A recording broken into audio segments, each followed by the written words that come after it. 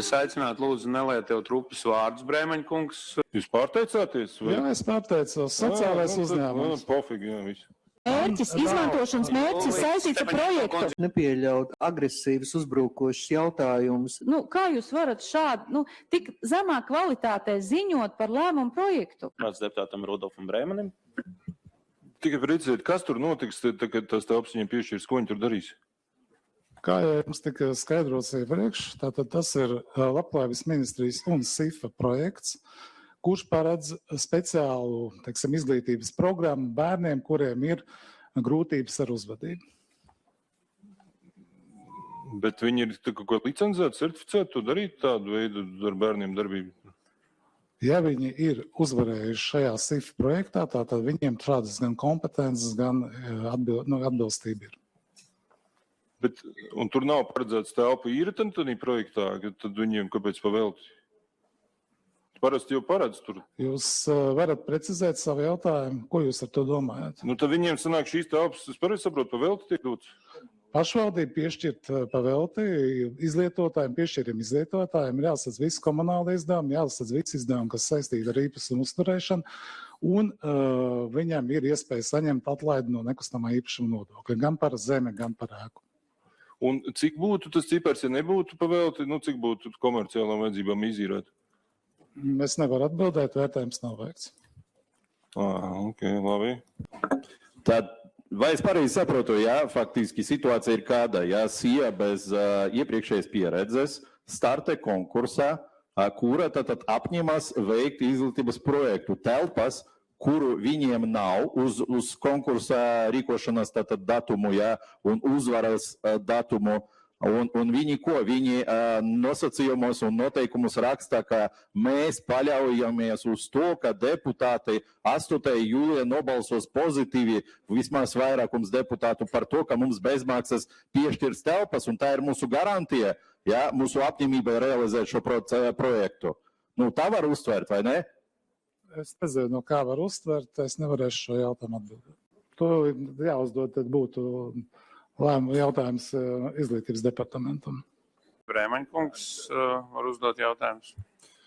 Jā, tikai precizēt. Tad tas ir bērnu dārzs, kuru visu atdos, visu ēku, visu bērnu dārzu ēku, nevis daļu. Jā, visu ēku, jā.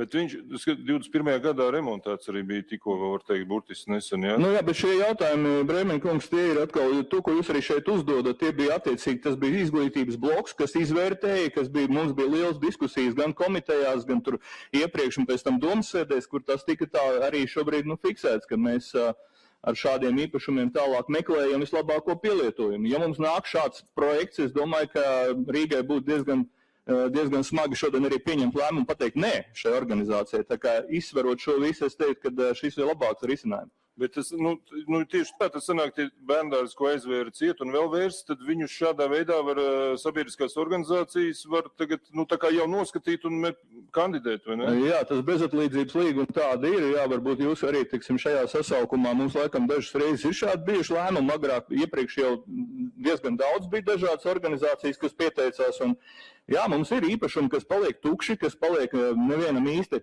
nevajadzīgi, un tad mēs esam pat priecīgi, kad atnāk organizācija, kas ir gatava realizēt un palīdzēt pašvaldību funkciju realizēšanā. Tātad es neredzu, Brēmeņkungs. Bet es tikai tā domāju, līdzīgi kā ar to Čiekurkalnu torni, te jau, ja būtu, izsludināti, ka tagad reku bērndārs šādas telpas labi remontētas, kurš grib?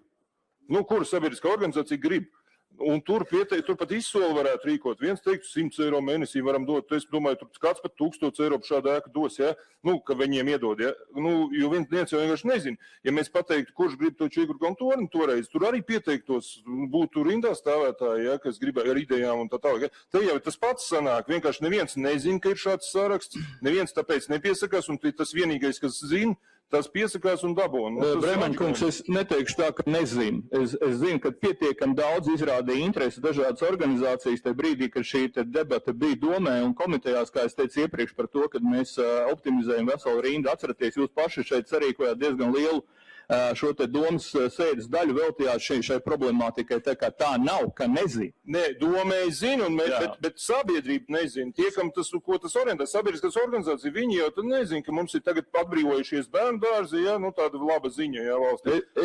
Varbūt es piekrītu tam, ka mums vajadzētu ļoti skaļi tad visiem deklarēt, nākiet, lūdzu, piesakaties, bet, nu, katrā ziņā tad arī pieteiktos, tad arī mēs uzskatām, ka mēs daram visu korekti.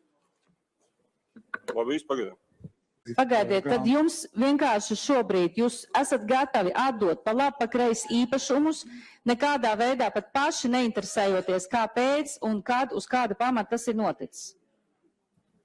Tātad iepriekšējais izvērtējums, kā es jūs jau informēju, notika gan piedaloties Labklājības departamentam, gan Izglītības departamentam, kas uzskatīja, ka šis projekts ir atbalstāms. Paldies, pagaidām.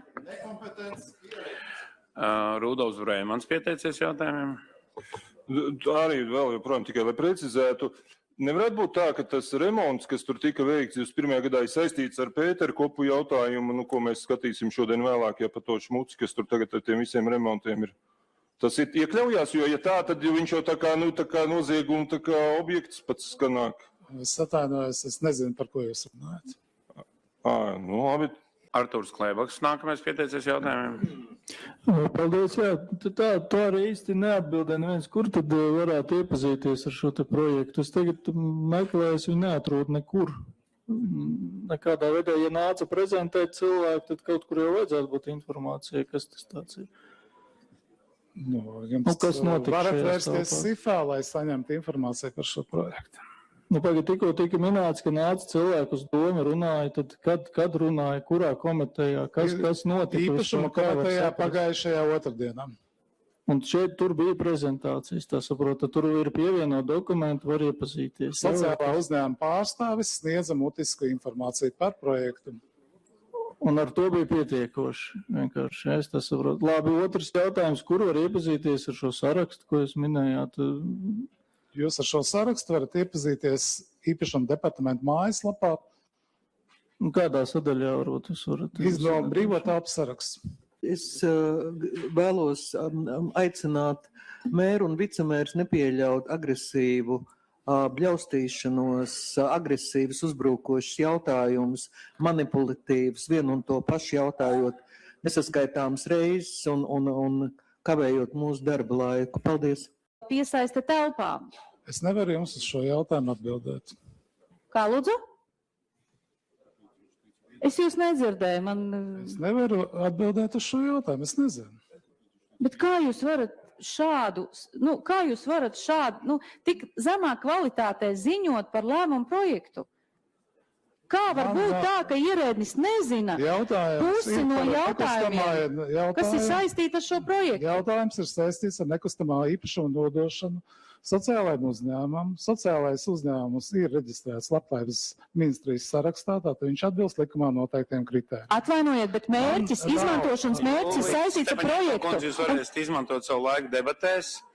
Brēmaņa kungs ir pieteicies jautājumiem. Jūs teicāt biedrība. Jūs pārteicāties? Vai? Jā, es pārteicos. Sociālais uzņēmums. Pofīgi, jā, viss.